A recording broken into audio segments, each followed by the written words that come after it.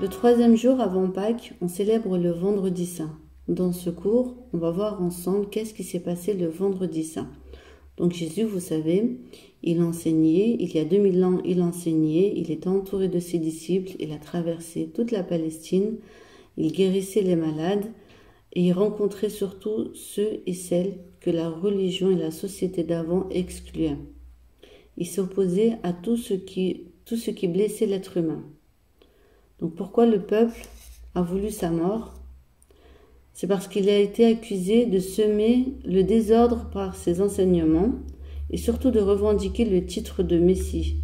Donc le titre de Messie, c'est-à-dire le Fils de Dieu envoyé pour sauver les hommes.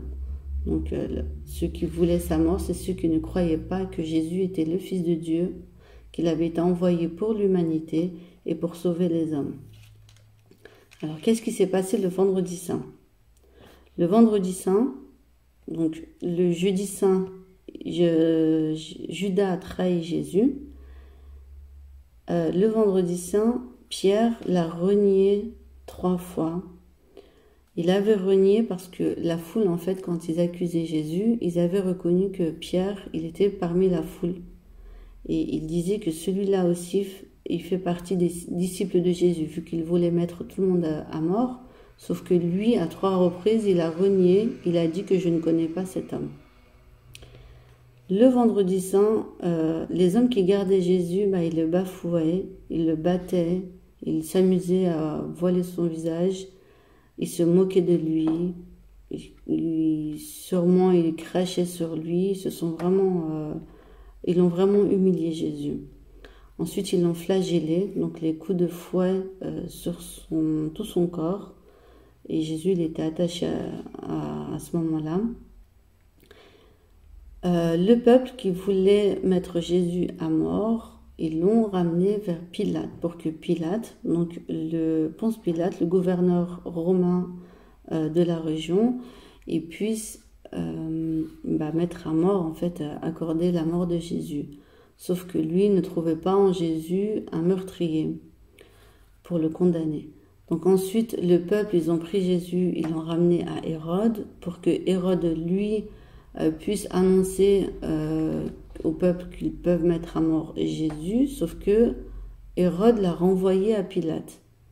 Et Pilate, à ce moment-là, il essayait de dire, de faire comprendre au peuple que je ne trouve rien en cet homme qui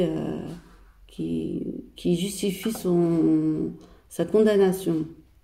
Sauf que le peuple, ils insistaient, ils disaient crucifie-le, parce qu'ils demandaient qu'est-ce que vous voulez que je fasse de lui.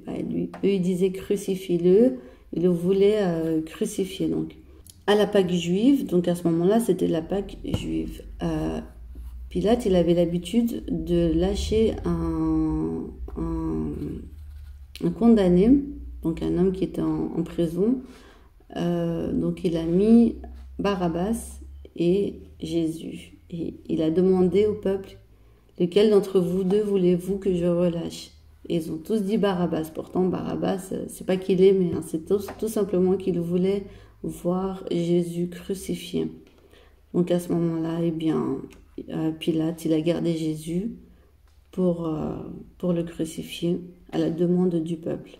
Donc le Vendredi Saint, Jésus, il est condamné à mourir sur une croix clouée.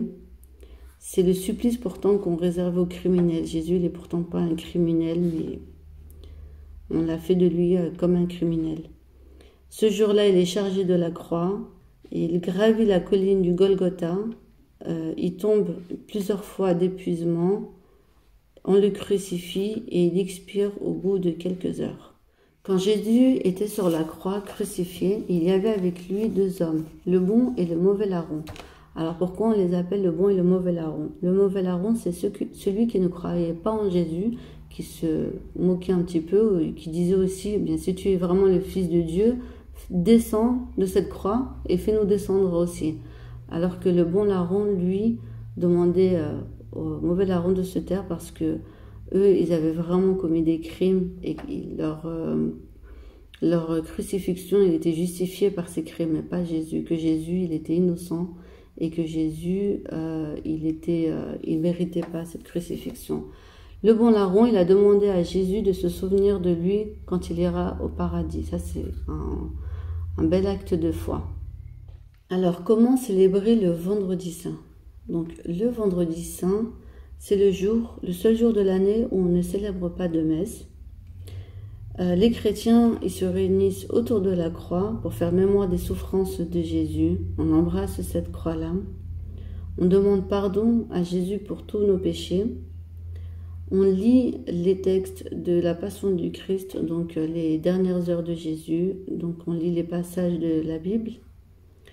On fait le carême, donc le carême qui consiste à se priver de la nourriture. Et surtout, on prie le chemin de croix. Alors, le chemin de croix, on va essayer de voir ensemble les 14 stations du chemin de croix. La première station, Jésus, il est condamné à mort. La deuxième, Jésus, il est chargé de sa croix. La troisième, Jésus tombe pour la première fois. Quatrième station, Jésus rencontre sa mère. La cinquième station, Simon de Cyrène, il aide Jésus à porter sa croix. Sixième station, Véronique, elle essuie le visage de Jésus.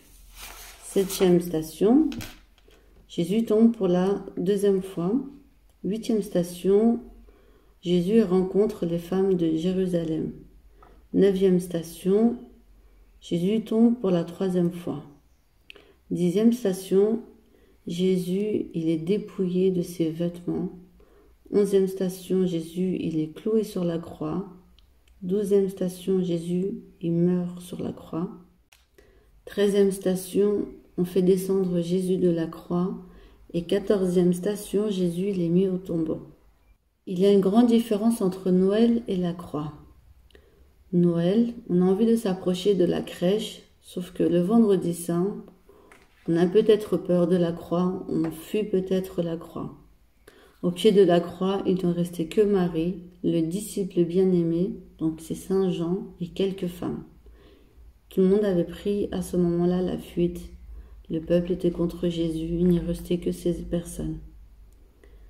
Dans cette leçon, on doit se rendre compte de la souffrance de Jésus, de ce qu'il a vécu le vendredi saint, et surtout on doit prendre l'exemple de ces femmes et de cet homme qui sont restés au pied de la croix, donc le disciple bien-aimé de Jésus, la mère de Jésus et quelques femmes.